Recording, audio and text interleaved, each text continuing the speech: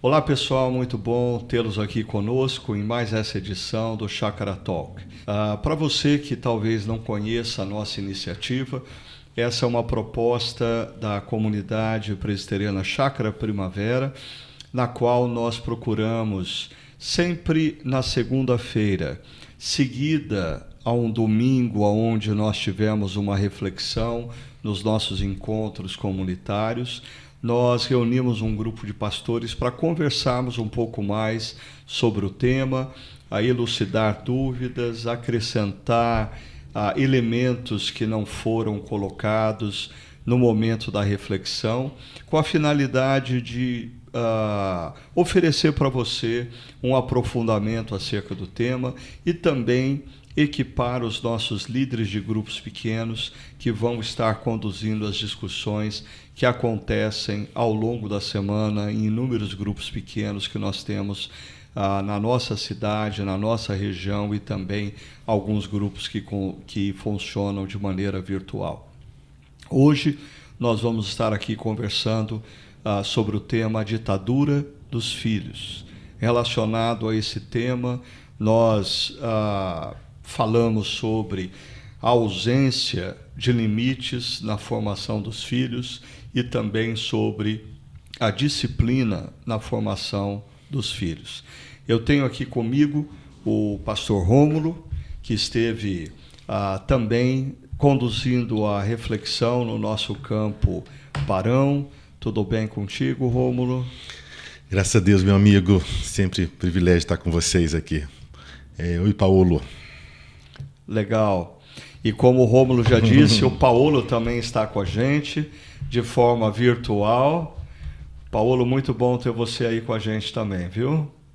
Legal, obrigado aí por participar com vocês aí. Foi muito bom ontem, foi muito relevante, impactante para eu e Amanda, que ainda temos filhos em casa, nos abençoou muito e é um privilégio participar com vocês hoje aqui.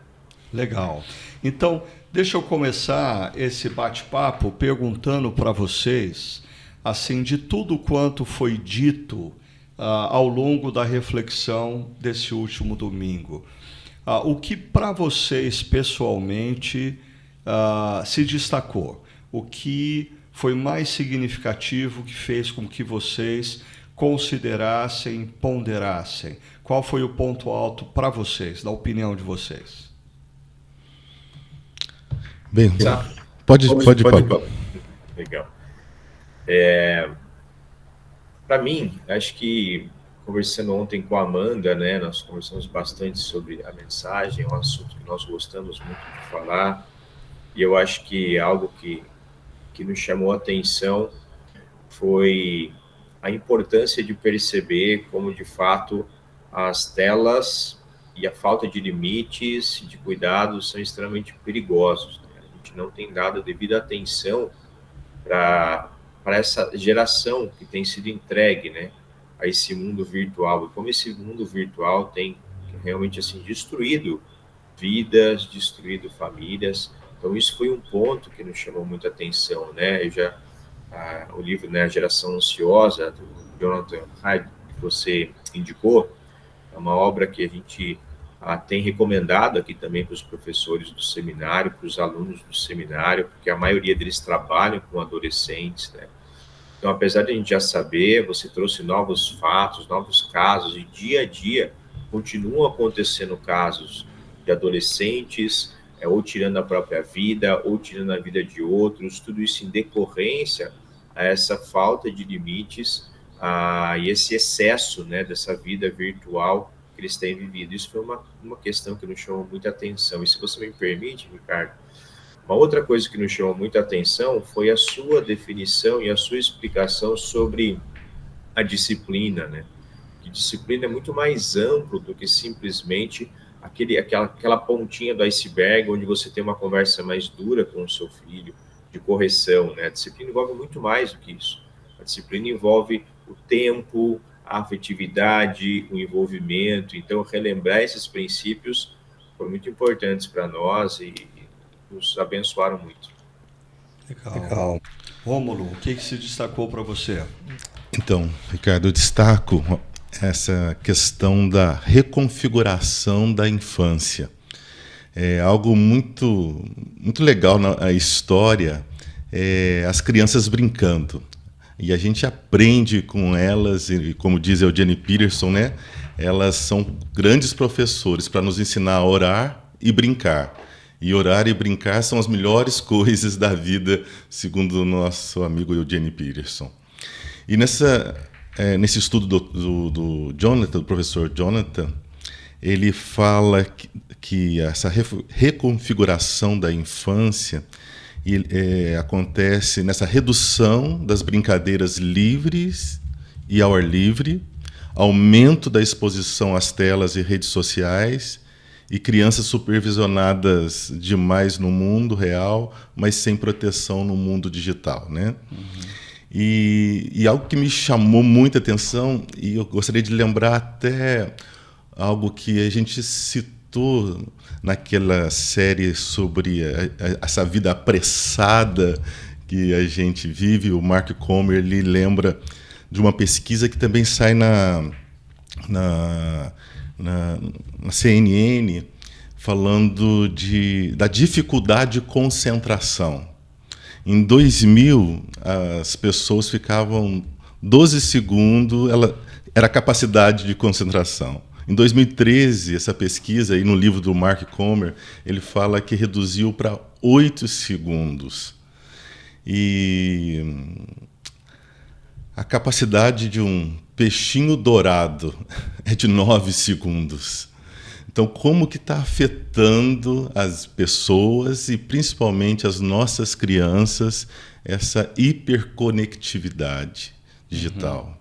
Isso me chamou a atenção em toda a reflexão, mas eu quero destacar essa questão que as crianças não estão brincando, que é algo tão precioso, tão formador em todos os aspectos da vida.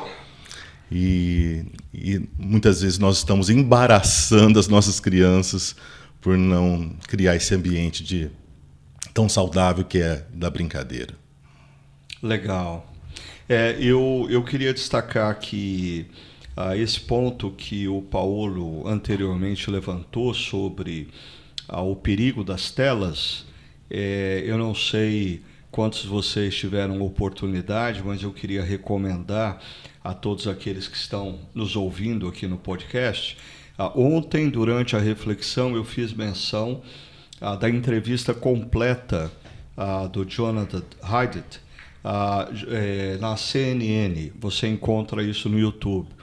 Mas hoje pela manhã eu pesquisava e já estava disponível a entrevista dele, que foi dada ontem à noite no Fantástico, falando sobre o perigo das telas, e o acréscimo nessa experiência da entrevista do Fantástico é que o Fantástico acrescenta a leitura de trechos de um livro que um pai escreveu sobre a sua experiência com a filha.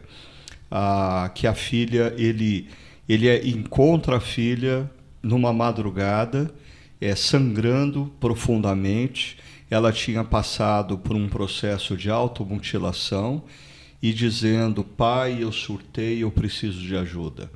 E aí ele leva essa filha para o pronto-socorro, e enquanto a filha está sendo tratada, ele começa a ler o celular da filha, e ele vai tomando ciência de várias coisas que aconteciam e que ele não fazia ideia.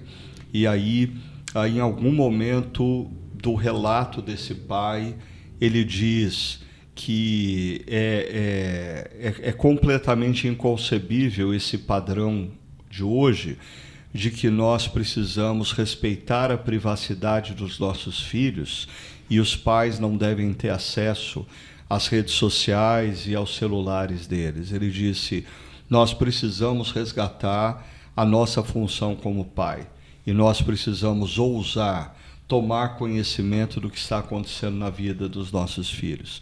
Aquele relato, para mim, é chocante. E de fato, para mim, o que se destaca na reflexão de ontem é essa tomada de consciência de que nós estamos diante de um momento muito crítico e de uma coisa muito séria. Agora, uma outra pergunta para vocês, porque diante de tudo que foi dito e refletido nessa mensagem, eu fiquei pensando em pais que já deram um celular para os seus filhos.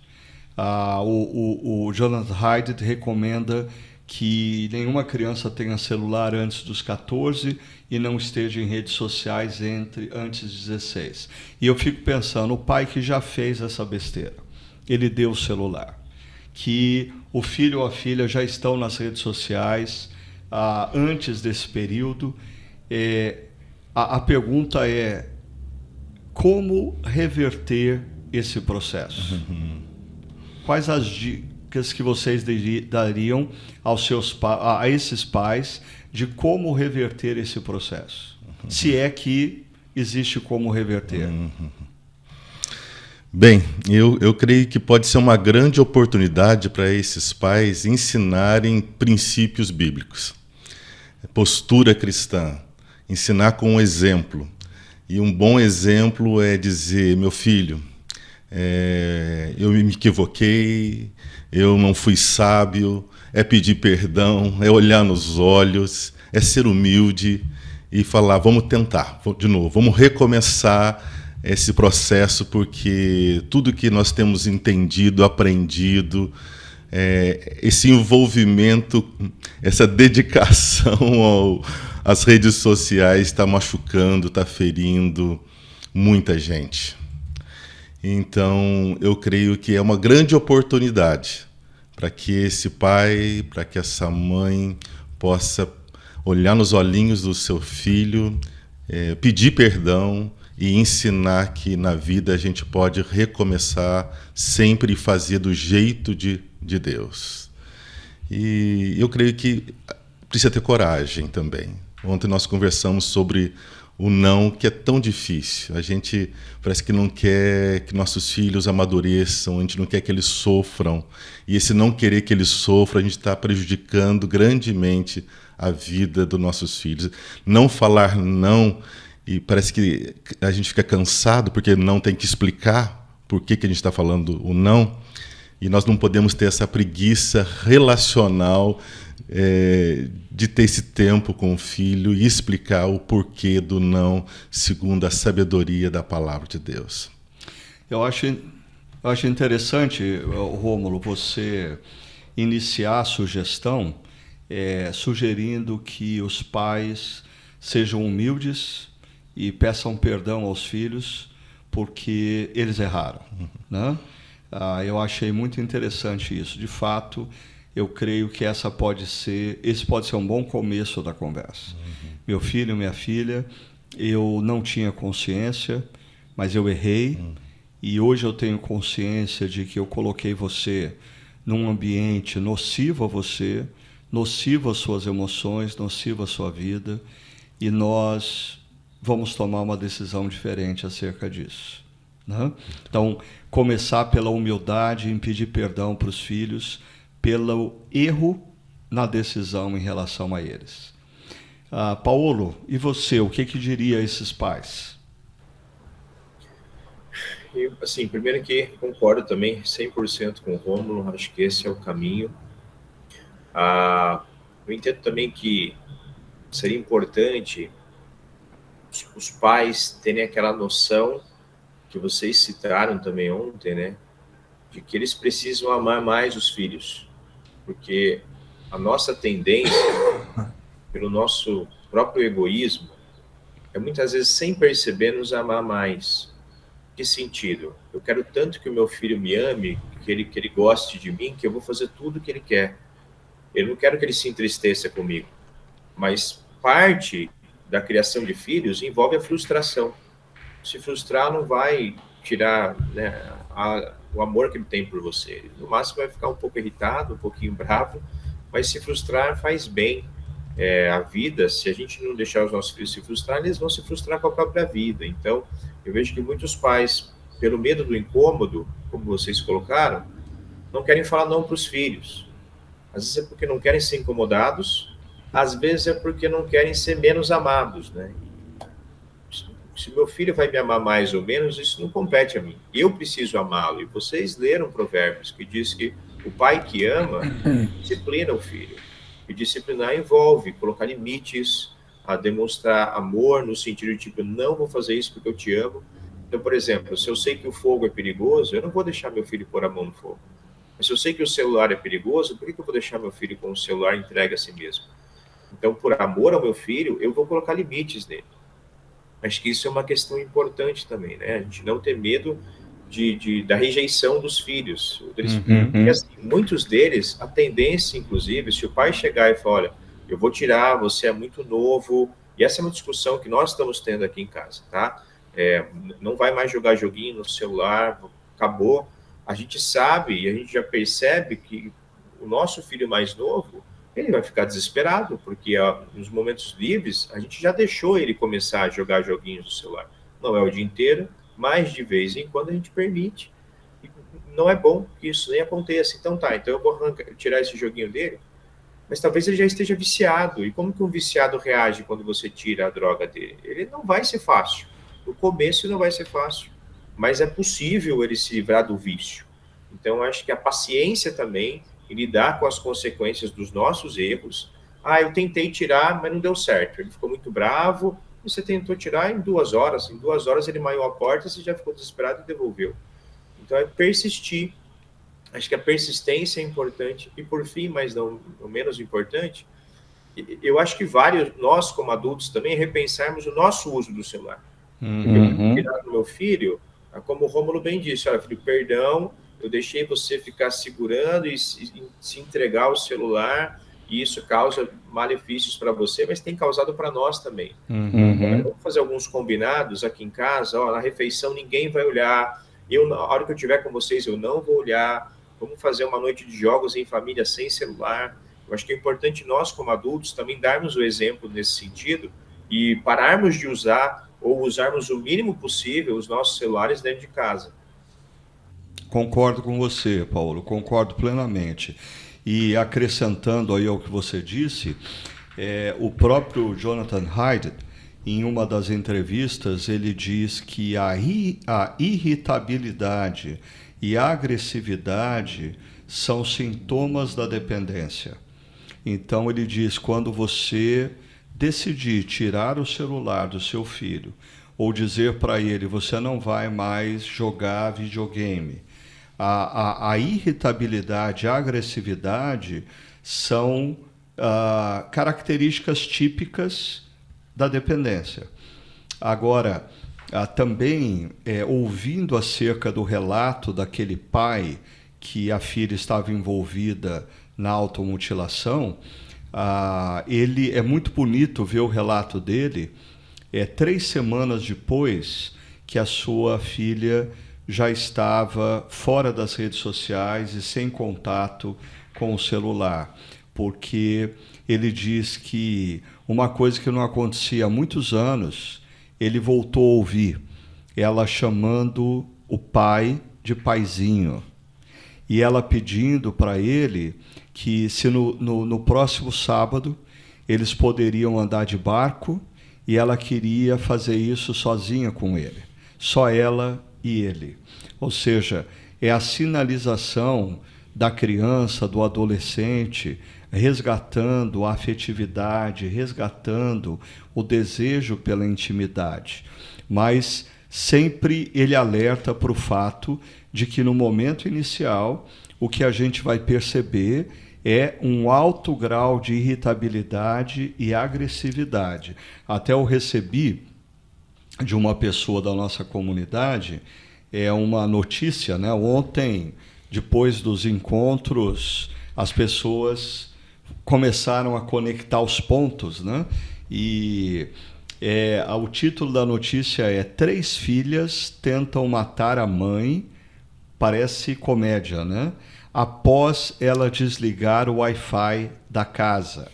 E a notícia diz, 3 irmãs menores de idade tentaram matar a própria mãe usando uma faca. Elas atacaram a mãe porque ela tinha desligado o Wi-Fi da casa. As irmãs de 14, 15 e 17 anos foram detidas no estado da Flórida, nos Estados Unidos. Desligou o Wi-Fi e as filhas agrediram a mãe ou ameaçaram a mãe com uma faca. O sinal da irritabilidade, da agressividade gerada por esse processo doido que a gente está vivendo, né? Mas, voltando aqui ao nosso tema, eu acho que uma outra coisa importante é que, assim, essa questão da conectividade, da dependência. Me chamou a atenção também que, assim, os efeitos sobre as meninas são efeitos mais imediatos, mas o efeito sobre os meninos é a médio e longo prazo. Ou seja, o vício gerado pela dopamina acho que é o próprio Jonathan Haidt que diz que as meninas, apesar do que elas passam, elas ainda estão concluindo os estudos, elas estão fazendo universidade e entrando na carreira profissional, mas os meninos não. Os meninos não estão concluindo a universidade e não poucos, aos 28, 30 anos de idade, estão na casa dos pais, estão envolvidos nos games, talvez numa outra dimensão dos games e até jogos de azar. Então, o efeito a longo prazo, né? Mas a gente falou sobre o fato de que a gente precisa estar atento à disciplina numa dimensão maior. Paulo até destacou isso aí, né?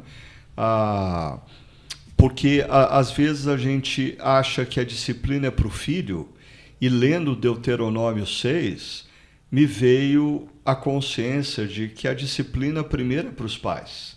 Pais que não têm disciplina de conviver, de ensinar, de se oferecer como exemplo e orientar, não tem como disciplinar os filhos. E será que o que está acontecendo com os nossos pais? Eles demonstram ter essa disciplina pessoal capaz de formar filhos e filhas nos caminhos corretos? O que vocês pensam sobre isso? Eu penso que, novamente, é uma oportunidade para nós, pais, para os pais, amadurecerem, crescerem e crescerem no caminho e no conhecimento de Deus. Nós queremos muitas vezes resolver situações da vida, da casa, com os filhos, na nossa força, com o nosso intelecto, com os nossos braços. E algo que as Escrituras Sagradas trabalham tanto é que a nossa vida é pela fé, ou seja, é submissão a Deus, é dependência de Deus. Então é nessa relação de dependência com Deus que a gente cresce, amadurece, se fortalece. É dependendo e querendo ouvir Deus, ouvindo a palavra de Deus, que a gente vai realmente ter força e sabedoria para cuidar, para lidar, para abraçar, para disciplinar, para corrigir com amor, né, com exemplo, nessa convivência tão boa da mesa, das brincadeiras, do jeito que a gente vai ensinando nossos filhos a viverem, quando ele nos vê, por exemplo, o jeito que a gente toca nas nossas esposas, trata as nossas esposas, o carinho, a gentileza, quando ele nos vê de joelhos orando, quando ele nos vê meditando na palavra, né? Então eu creio que, mais uma vez, é uma grande oportunidade para nós, pais, amadurecermos, crescermos diante de desafios, né? O Eugênio fala sobre os adolescentes, né, que é uma fase que tem seus desafios, que os adolescentes são um presente de Deus para os pais. A gente olha para um bebezinho, é fácil falar, né? Olha que belezinha, que presente especial. Como diz lá o Salmo 127, na tradução à mensagem, fala que filhos são presentes especiais de Deus. E às vezes nosso filho na adolescência, nas suas crises, especial, é especial. A fragilidade dele muitas vezes é a minha, as dores dele são as minhas que eu não tratei. E ali é uma grande oportunidade de me aproximar de Deus, de me aproximar dele e ser realmente um instrumento de Deus para cuidar do coração do meu filho. Legal. Paulo? A Amanda, né, ela costuma muito dizer que os nossos filhos vieram para revelar o que estava no nosso coração, né? A gente ama muito eles, nós somos muito gratos por eles, mas nesse processo de maturidade que o Rômulo estava falando, né, parece que Deus nos deu filhos para percebermos o quão imaturo nós éramos, né? O quão egoístas nós somos, o quão nós queremos as coisas do nosso jeito, no nosso tempo, no nosso conforto,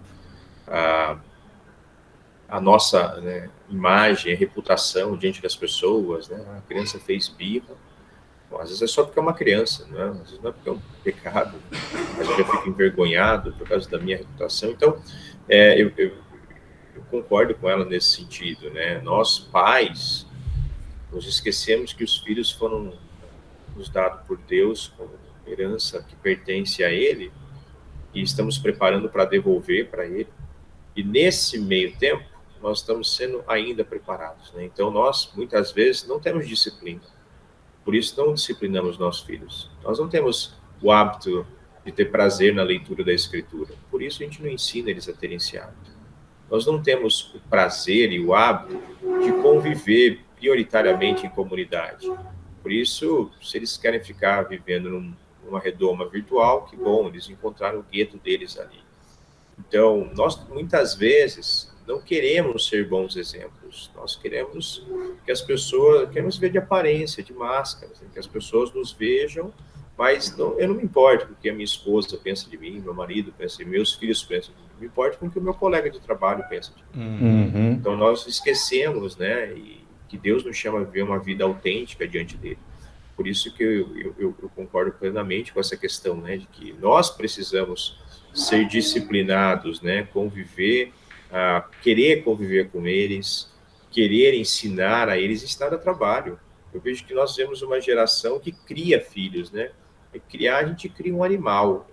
Ensinar dá trabalho. Cada trabalho, conversar, envolve ser honesto, envolve pedir perdão, envolve conviver, né? Ter tempo para orientar. E eu me lembro muito do que Paulo diz lá em Timóteo, né? Que nos últimos dias os homens serão egoístas, né? E ele está falando isso, inclusive, da comunidade, daqueles que se chamam comunidade da fé.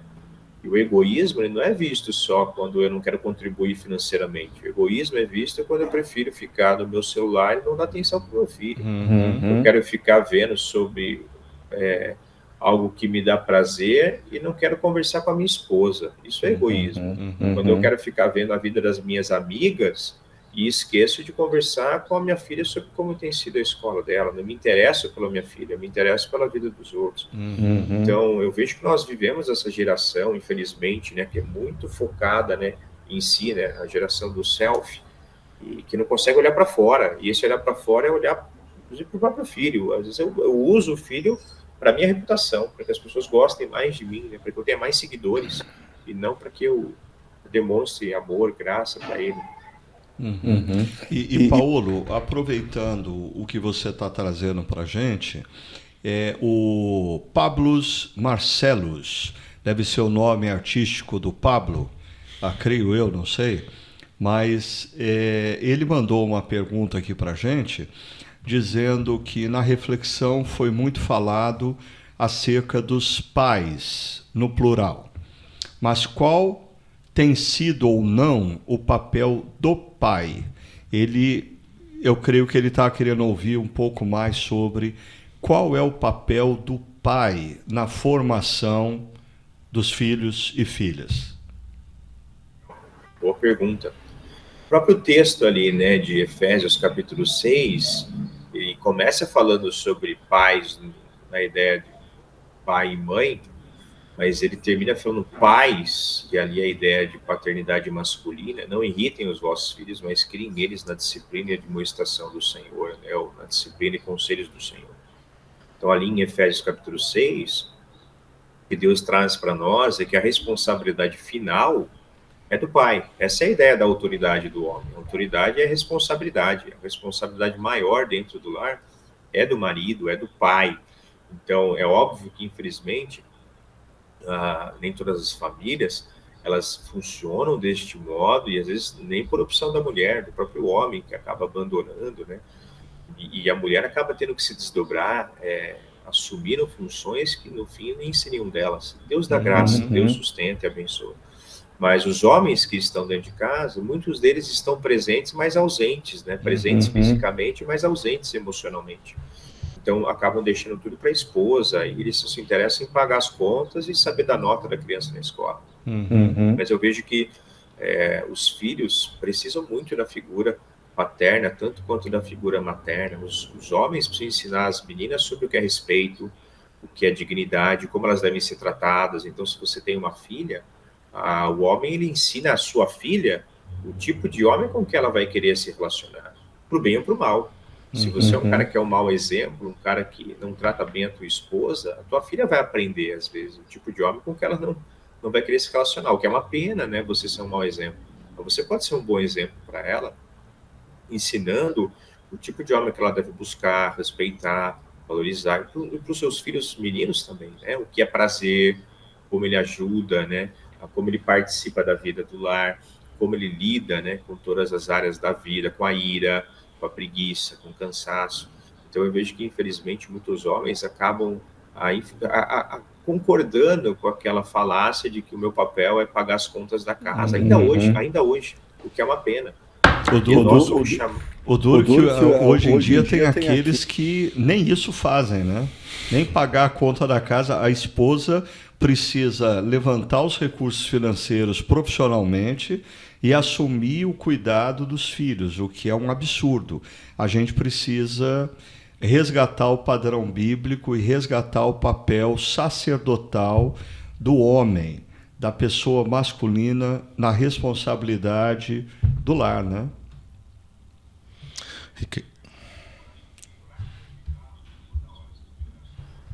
Você não tem coragem de falar com Deus na frente dos seus filhos, não é tão difícil assim.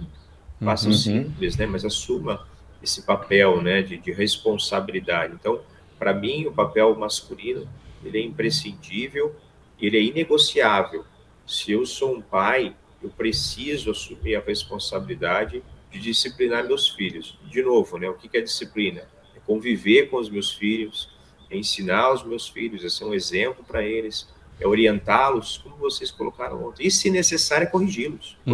Sentar com eles, não com ira, não com raiva, mas em amor, sentar com eles e falar, vamos aqui, vamos ter uma conversa séria. O que você fez? Se você fez foi certo ou foi errado?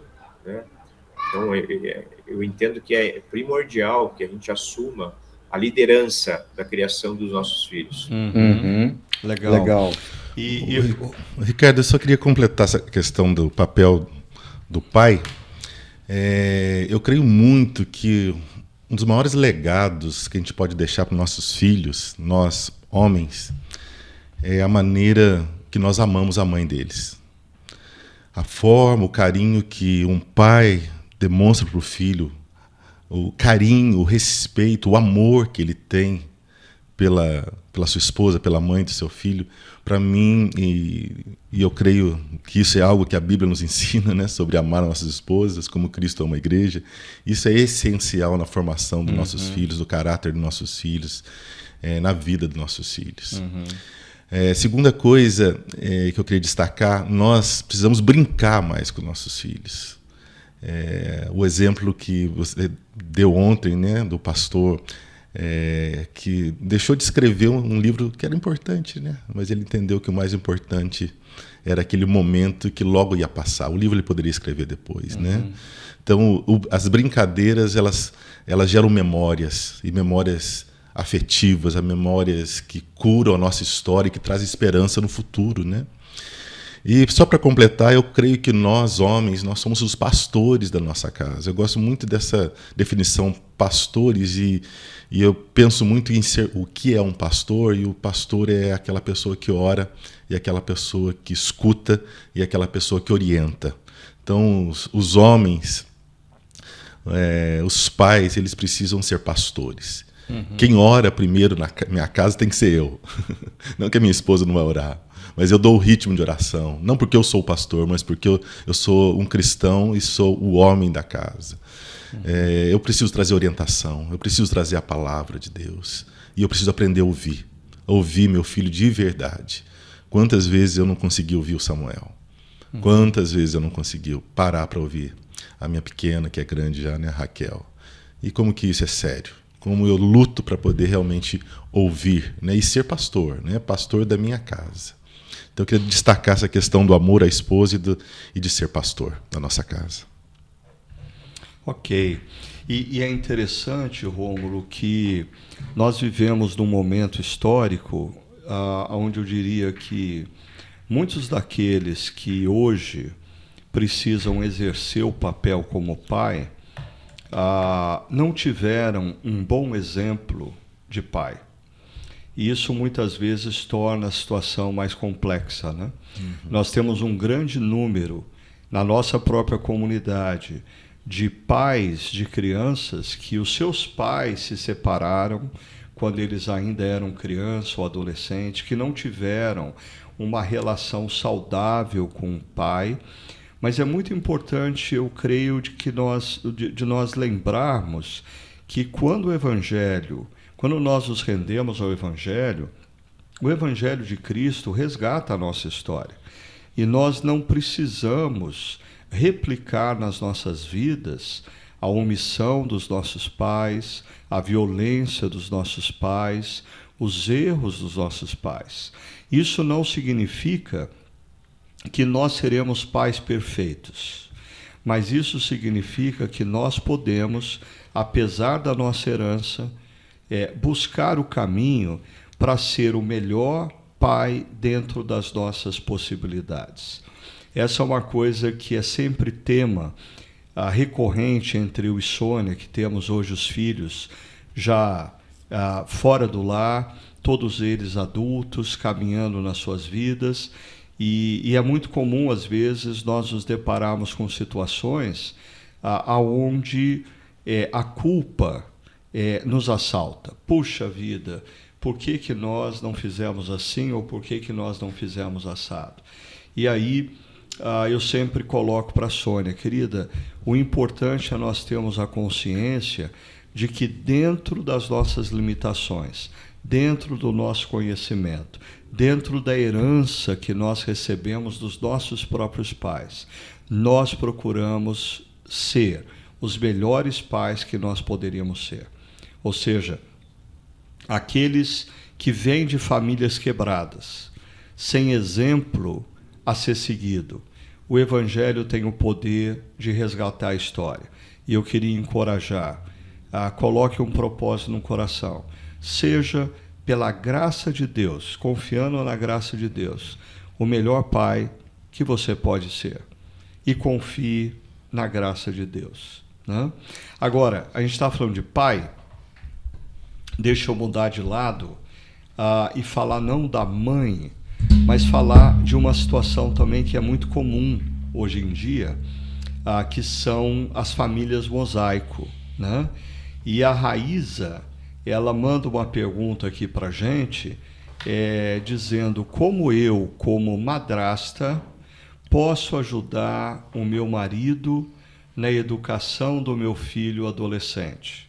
E eu acho que a Raíza poderia me dar a liberdade de colocar a pergunta também relacionada a homens, né? Como eu, como padrasto, posso ajudar na educação dos filhos da minha esposa? Porque essa, como a gente disse, as famílias mosaico estão se tornando muito comum. Quais as sugestões que vocês dariam para pessoas que estão nessa situação, seja como madrasta, seja como padrasto, como ajudar a formação dos filhos do seu parceiro? Eu penso que realmente é um grande, grande desafio, né? Ser pai, estar cuidando de uma família é desafiador para todos. E num contexto desse da família mosaico, tem suas peculiaridades e as suas grandes oportunidades, mais uma vez estou usando essa palavra, para crescer, amadurecer e provar mais de Deus. Mas eu penso que a primeira coisa é ser uma cristã madrasta. É ser uma discípula de Jesus, um discípulo de Jesus, e que entende que é madrasta. Porque muitas vezes quer assumir a condição de uma má, usando a palavra madrasta, ou então quer ser mãe, né? E ali o papel dela é de uma pessoa que é do Cristo e que seja quem tiver diante dela, os filhos nossos da igreja, né? Nós temos responsabilidade. Ontem foi lembrado que nós, como comunidade, nós ajudamos, participamos da educação das crianças, né? Então ela tem essa oportunidade, que ela vai precisar de muita sabedoria. Esse homem vai precisar de muito amor, vai precisar muito do Cristo. Nós precisamos do Cristo e dependemos dele para tudo. E num contexto como esse, para a gente não assumir papéis que não são nossos, funções que não são nossas. Mas eu creio que o principal tem a ver com essa relação com Deus e, segundo, apoiar a mãe, o pai dessa criança. Você está ao lado do seu cônjuge, orando junto, chorando junto, pensando biblicamente junto, dando apoio para o cônjuge, porque existe um limite, às vezes, com essa criança. Há famílias que, às vezes, a madrasta se torna realmente uma segunda mãe, né? O pai um segundo pai. Isso é maravilhoso também, né? Mas se não for esse caso, que lembre sempre de depender de Cristo e de apoiar o seu cônjuge. Legal. E você, Paulo, como especialista aí na área de aconselhamento, o que você aconselharia a esses homens e mulheres que, numa família mosaico, se colocam nessa posição de que são responsáveis pela família, mas os filhos não são filhos biológicos? Como ajudar o parceiro nessa situação? Uhum. Bom, acho que, como o Rômulo colocou, né, cada caso é um caso, a gente precisa lembrar sempre isso, cada situação é específica e única. Mas, no modo geral, eu percebo que as nossas crianças e adolescentes, eles estão constantemente sendo catequizados por algo ou alguém. O tempo todo eles estão sendo formados, eles estão se inspirando em pessoas, eles estão admirando pessoas, sejam esses agentes remotos, virtuais, digitais influencers, ou um colega da escola, um professor, uma professora. Nesse sentido, se as crianças estão o tempo todo aprendendo com alguém, com pessoas, eu acho que um conselho que eu daria para um padrasto, para uma madrasta, seja um exemplo de cristão, seja de fato um exemplo para essa criança, viva de fato como um bom cristão, para que se essa criança precisar de um conselho, ela possa pedir para você, como irmão em Cristo. Se essa criança quiser admirar alguém, que ela admire você. Eu acho que é um ponto importante. Conversando muito também com o teu cônjuge sobre criação de filhos, dando conselhos, nunca na frente da criança. Eu acho que outra coisa importante, pais, acho que você não devia fazer isso com o teu filho, na frente da criança. Não serve para casais casados, né? Poxa, quantas vezes a Amanda já puxou minha orelha, tipo, Paulo, não faz assim, não tá exagerando, mas sempre em particular. Eu acho que isso é importante, alertando, né, o teu marido, a tua esposa, olha, cuidado com isso. A Escritura diz assim, sempre olhando para a Escritura, né? E penso também que é importante a pessoa entender que é fundamental respeitar as regras do pai e da mãe biológica, né? Se for um padrasto, para não se colocar como um herói que quer ganhar o coração da criança, talvez até prejudicando o relacionamento entre os pais divorciados. Então, respeitar a liberdade, usar a liberdade com responsabilidade. Olha, eu vou conversar com essa criança, mas tipo, a mãe passou uma regra, então eu vou respeitar a regra. Não é para usar o celular, não, então vamos respeitar a tua mãe. Até para a criança entender que, tipo, olha, a gente é um time, a gente está trabalhando para o seu bem. Por mais que às vezes eu não concorde, eu acho que não tem problema usar o celular aqui agora. Tá bom, mas sua mãe não quer? Então a gente vai respeitar, né? Não ser um agente duplo, né? Porque quem vai sair prejudicado nessa história é a criança. Uma hora tem uma regra na casa do pai, outra tem uma regra na casa da mãe, daqui a pouco odeia a mãe ou odeia o pai, e a criança fica nesse jogo. Então, cuidado que nós precisamos todos tomar, né? Para usar a liberdade de influenciar para o bem com responsabilidade, né? E se eu não concordo com uma ou outra regra, não concordo com uma regra que a mãe biológica passou, converse com o teu marido, pede para ele falar com a mãe biológica, para eles tentarem se entender nesse sentido. Eu acho que é muito importante esse ponto que você destaca, Paulo, de que o parceiro, seja madrasta ou padrasto, eles não devem se colocar como uma terceira força na relação, né? Muitas vezes, famílias que foram alvo de um divórcio, crianças já estão divididas entre o pai e a mãe biológicos. E é um equívoco e é assim um desserviço quando o padrasto ou a madrasta se oferecem como uma terceira força, como um terceiro poder, tentando conquistar os filhos do parceiro ou da parceira, geram uma outra ruptura, né? Então, eu gostei muito do que vocês colocaram. Eu acho que tanto a pessoa que é o parceiro de alguém que tem filhos biológicos precisa respeitar o que o seu parceiro determina e quando houver discordâncias, que essas discordâncias sejam conversadas no privado. E aqui o Paulo ressaltou bem, essa é uma regra que serve até para casais que não se divorciaram, né? Talvez um dos maiores desserviços que uma mãe ou um pai podem fazer na formação de uma criança é discordar do seu parceiro na frente das crianças, né? Tomar partido das crianças quando o parceiro deu uma orientação numa determinada direção. Isso é assim, é um desserviço na formação da criança, né? Existe discordância, conversem no privado. Agora, nós tivemos aqui a participação da Thaís Alves. Ela não nos manda uma pergunta, mas ela diz uma sugestão de leitura a um texto intitulado Meu Filho, Você Não Merece Nada, da Eliane Brum. Eu não conheço o texto, mas a Thaís indicou para a gente, depois eu vou dar uma olhada no texto com certeza. Também o João Luiz nos manda uma mensagem dizendo que o culto de ontem foi sensacional. Muito obrigado, João. Bom ter você acompanhando a gente sempre, tá bom? E uma outra pergunta aqui relacionada a adolescentes, e eu vou começar pelo Paulo, porque ele tem filhos adolescentes, eu e o Rômulo já passamos dessa fase, né? A pergunta vem da Fabiana. Ela diz, como pais cristãos, deixa eu ver se eu entendi a pergunta dela aqui. Ela diz, pais cristãos, filho crente de berço, quando vem a virada de chave do amor de Cristo pelo adolescente? Deixa eu ver se eu entendi a pergunta da Fabiana.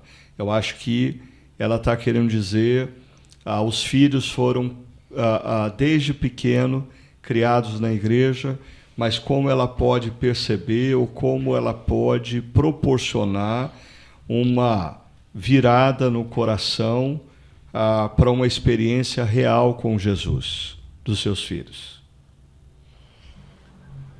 Uau, essa pergunta ela é bem única, né? Assim como eu penso que a resposta, né?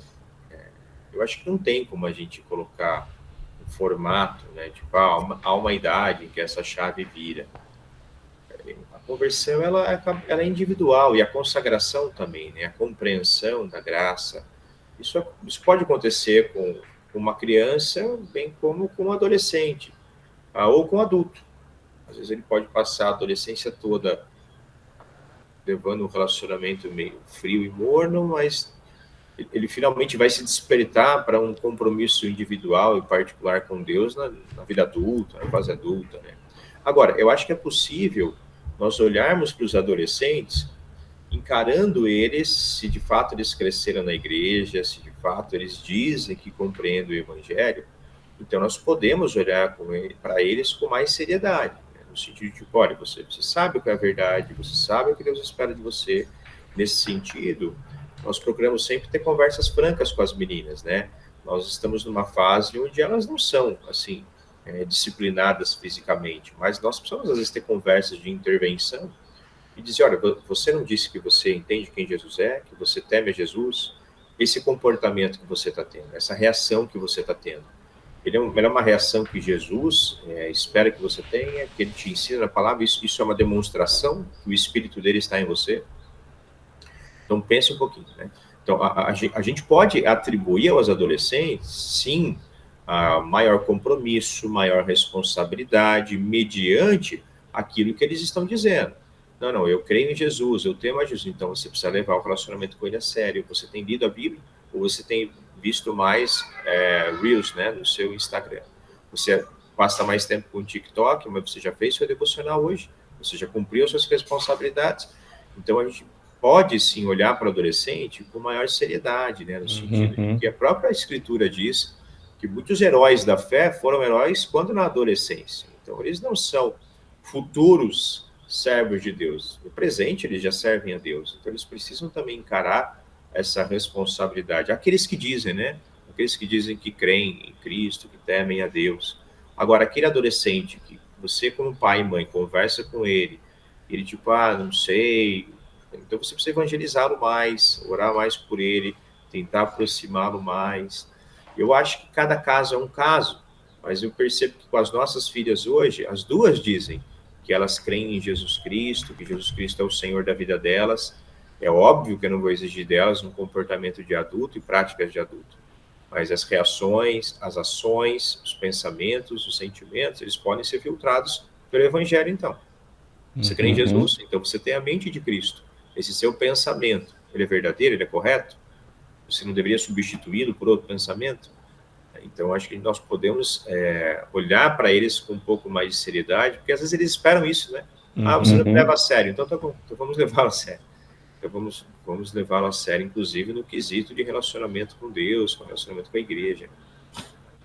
Eu creio que ontem, no final da reflexão, nós conversamos um pouco sobre diferentes estágios ou estações na relação entre pais e filhos, né? Quando eles são crianças, a relação está baseada no ensino, na correção verbal, a correção física. À medida que eles adentram a adolescência, o Paulo tem um filho na primeira fase, 2 filhas na segunda fase. Da adolescência, continua o ensino, mas se move da correção física para a restrição, né, para a privação de determinadas coisas como forma de correção. E aí entra a idade da juventude, aonde assim não funciona mais nem a correção física, nem você consegue estabelecer privações ou tirar deles algumas coisas. Eles já são adultos, eles estão na universidade, alguns deles estão trabalhando, e o Rômulo está nessa fase de filhos jovens, né? Rômulo, como lidar com filhos na juventude, quando você percebe que o coração deles não está conectado a Jesus, não está totalmente rendido a Jesus? Como fazer como pai? Bem, nosso maior sonho, né? E eu faço uma oração desde que o Samuel fez 1 aninho, e essa oração ela passa por algo que eu aprendi com você, Ricardo. Eu peço sempre a Deus desde do ventre, e quando Samuel fez 1 aninho, eu coloquei lá o versículo do Salmo 90 que diz: ensina-me a contar os meus dias para que alcance um coração sábio, né? Que era o desejo que o meu filho Samuel pudesse ter esse coração sábio e crescer nesse caminho. E desde então a oração que eu faço, que eu aprendi com você, já faz tempo, hein? Senhor, que o Samuel seja o que o Senhor quer que ele seja, que o Samuel faça o que o Senhor quer que ele faça. E essa tem sido a minha oração. E agora o Samuel com 25 anos, a Raquel com 19 anos, é um homem, é uma mulher, e que eu sou o pai deles, mas eu tenho que olhar com eles com essa percepção que ele é um homem, que ele é uma mulher, que nós criamos ele no caminho do Senhor, e eu tenho que continuar amando, dando testemunho, orando por ele, né? Então um jovem, né, que não está vivendo talvez um momento que aparentemente está longe do Senhor, está bem aparente mesmo, bem aparência bem clara que está longe do caminho do Senhor. O que cabe a nós é duas coisas: continuar orando e continuar amando, e nesse amar testemunhando, mas confiando que a boa obra que o Senhor Deus começou na nossa história, na história dos nossos filhos, o Senhor Deus há de completá-la até o dia de Cristo Jesus. Ou seja, precisamos aprender a descansar em Deus, a confiar no que Deus está fazendo, não no que nós estamos fazendo, o que nós fizemos ou deixamos de fazer, mas confiar no que Deus fez, no que Deus está fazendo na vida dos nossos queridos que podem estar tão longe hoje, que estão sofrendo, que estão longe do nosso amado, mas confiar no que Deus está fazendo hoje e no que Deus fará amanhã. Ok. Eu já estou numa fase... a gente tem aqui o representante, o Paulo, que tem filhos na fase 1 e 2, o Rômulo, que tem filhos na fase 3, e eu, que eu tenho os filhos já na fase 4, né? A minha filha mais velha, a Lígia, já está com 28 anos de idade, a minha filha mais nova com 28, a mais velha vai completar 35, e o Levi, o que está no meio, já com 33 para 34 anos.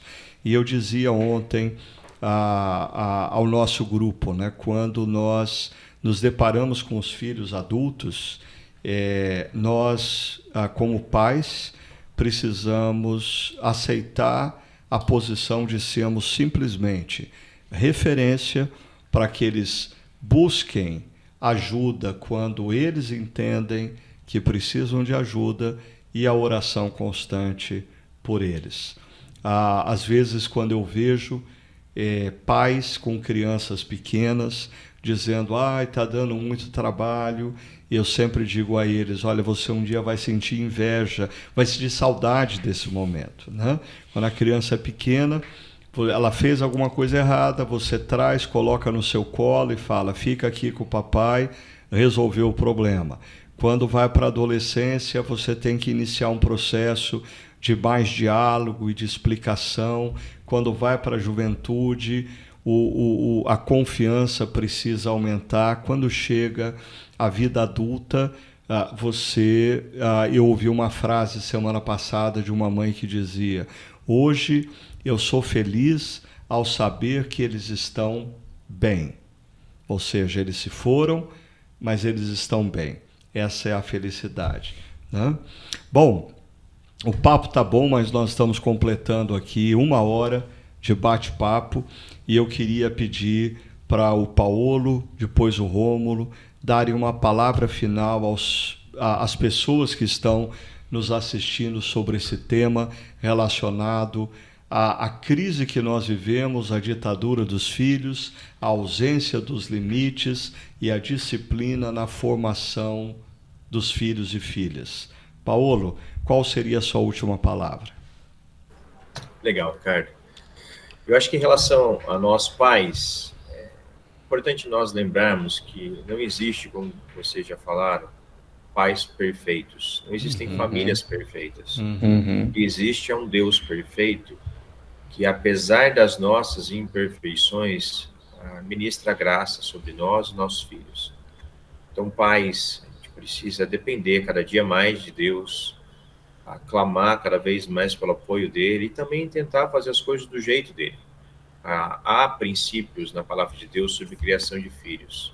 Há muito do que é dito hoje, até mesmo por profissionais vindos do humanismo, muito da fonte deles é a própria Escritura, que simplesmente tira o foco de Deus e concentra no próprio homem. Então, olhar, dar atenção, cuidar, a Bíblia já falava isso há muito tempo atrás.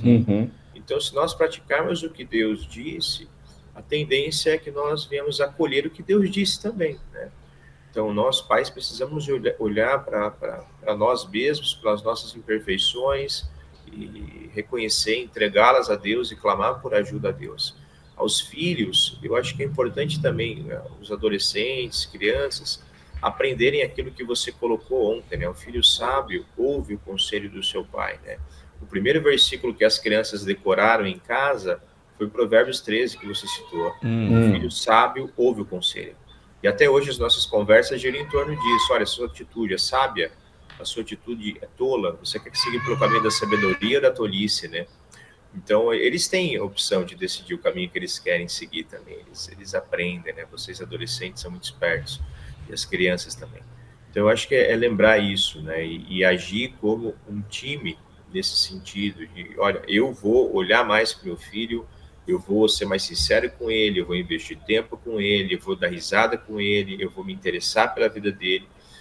E os filhos também se abrirem mais com seus pais, né?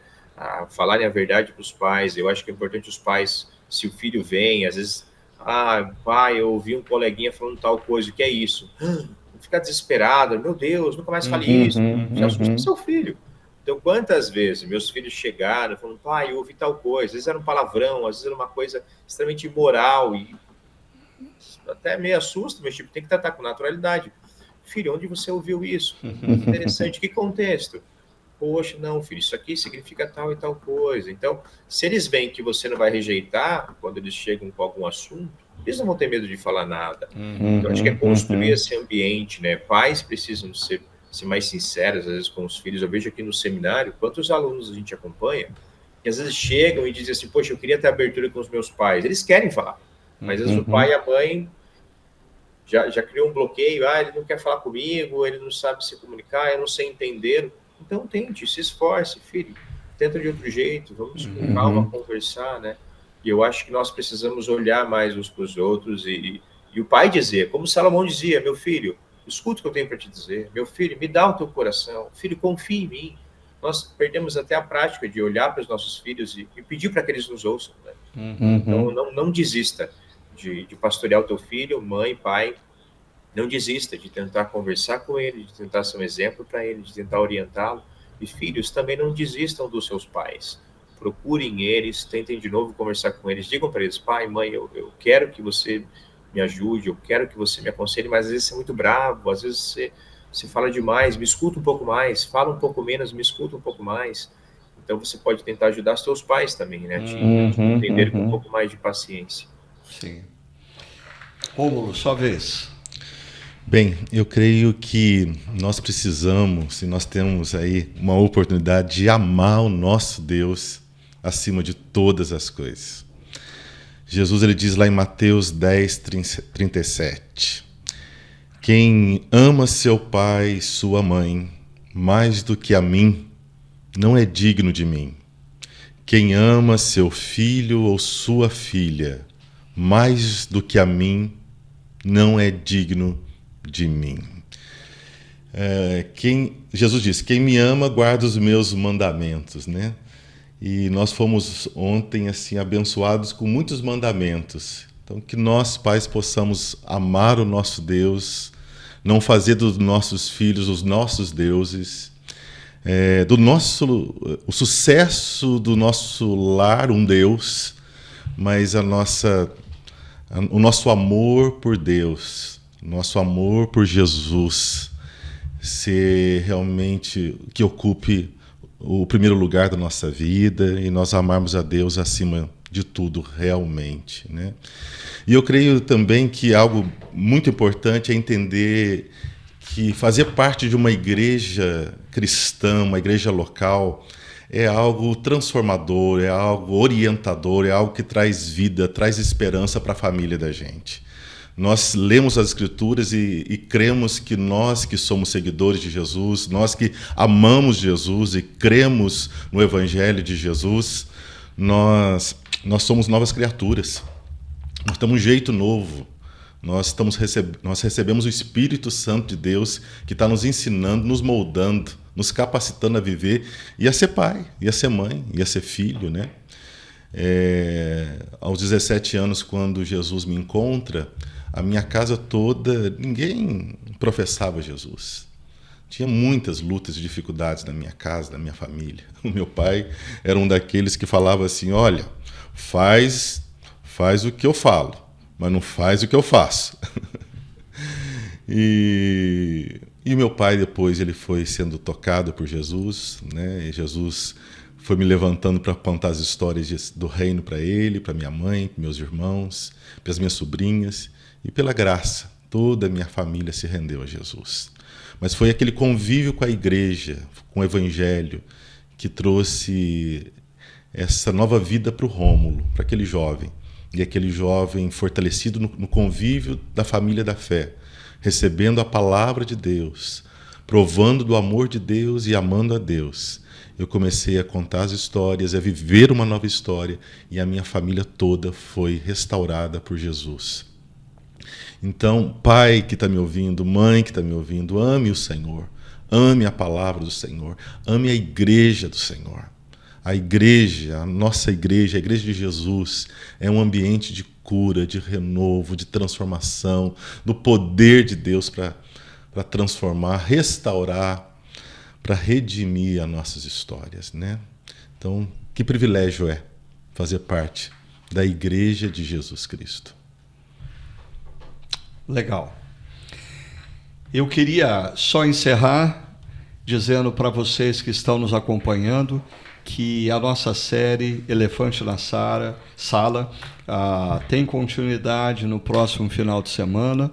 Nós vamos estar conversando sobre o glamour dos endividados, ou seja, quando o problema financeiro está presente na família, mas se torna conversa que não vem à tona, e nós vamos trazer essa conversa à tona.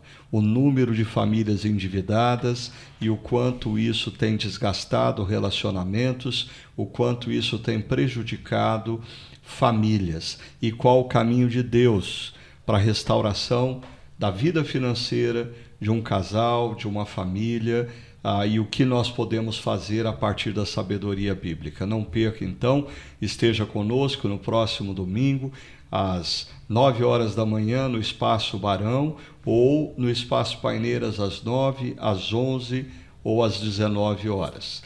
Eu agradeço imensamente essa oportunidade de conversar aqui com o Rômulo, com o Paulo. Muito obrigado pela participação preciosa de vocês, e que Deus abençoe grandemente cada um de vocês, que vocês tenham uma abençoada semana, e até o próximo Chácara Talk.